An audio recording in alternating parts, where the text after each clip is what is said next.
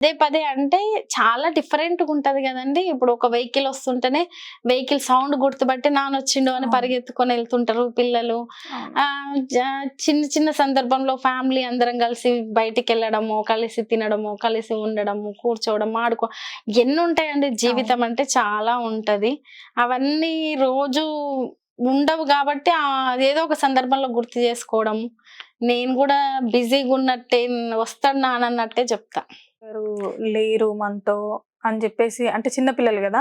ఆ ఐడియా అయితే వాళ్ళకుందా? లేదంటే ఏదో వర్క్‌లో ఉన్నారు, లేదంటే నాన్నగారు ఎక్కడికో వెళ్ళిపోయారు, వస్తారు అన్న థాట్‌లో ఉన్నారా పిల్లలు? అంటే నేను పాప ముందల అవన్నీ నీకు ఐడియా ఉందా? లేదా? అవన్నీ ఏమి ఎత్తం గదండీ! హ్మ్. పిల్లలు గాబట్టి వాళ్ళ ముందు వాళ్ళేదన్నా సందర్భం ఒచ్చి నాన్న గురించి ఎత్తినా కొంచెం డైవర్ట్ చేస్తాం గదా! అట్లా హ్మ్. డైవర్ట్ జేయడం, వస్తారని జెప్పడము, ఏం గాదని జెప్పడం, ధైర్యం చెప్పడం. నేను అంటే నేను మెంటల్లీ సాయి ఉండు అన్నట్టే బతుకుతున్నా. హ్మ్. యెస్. కాబట్టి వాళ్ళకు బాబుకి అర్థమైందనుకుంటాను. పాపకి ఇంకా అవన్నీ తెలీదు. హ్మ్. ఇప్పటికైనా పిల్లల కోసం మీరు స్ట్రాంగ్‌గా ఉండి, ఒక బ్యాక్ బోన్‌గా వాళ్ళకి ఇప్పటికి ఉండడం అనేది చాలా గ్రేట్ థింగ్.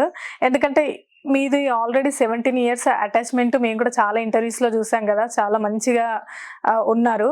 సో, ఈ అటాచ్‌మెంట్‌లో ఇలా మిస్ అయిపోయాక, ఇలా జరిగాక అసలు హార్ట్ అనేది బ్రేక్ అయిపోతది. అంటే పిల్లల కోసం మీరింత స్ట్రాంగ్ ఉండి పిల్లలకి చెప్తూ ఏమవ్వదులే అని జెప్పేసి మీరు స్ట్రాంగ్‌గా నిలబడ్డం అనేది చాలా గ్రేట్ థింగ్ మేడం.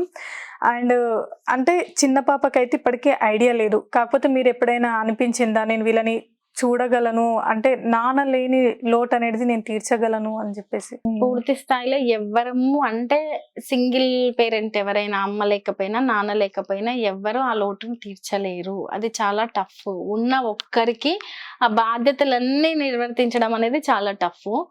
తర్వాత హ్మ్, మీరు తట్టుకున్నారు అంటే నేను తట్టుకోలేదు. నేను మనిషిని కాలేకపోయినా నన్ను ఒకటే ఒక్కటి బతికించింది. చివరి క్షణంలో మేము కామన్‌గా మాట్లాడుకుంటూ ఉన్న మాటల్లో సాయి ఖచ్చితంగా ఈసారి నేను ఇది అయితా, ఇది జేస్తా, ఇన్నాళ్ళు దీనికోసమే కష్టపడ్డా, ఇలా మాట్లాడుకున్న మాటలుంటాయి హ్మ్. గదా! హ్మ్. ఆ ఒక్క మాట పదే పదే అంటే లాస్ట్ మొమెంట్‌లో మనతో వ్యక్తులు మాటలన్నీ రిపీటెడ్‌లీ మనకు అవును. అర్థమై అంటే పదే పదే గుర్తుంటాయి. గుర్తుకొస్తుంటాయి ఒకటి. హ్మ్. రెండవది నేను ఈచ్ అండ్ ఈచ్ ప్రతి చిన్నది దగ్గరుండి చూసా.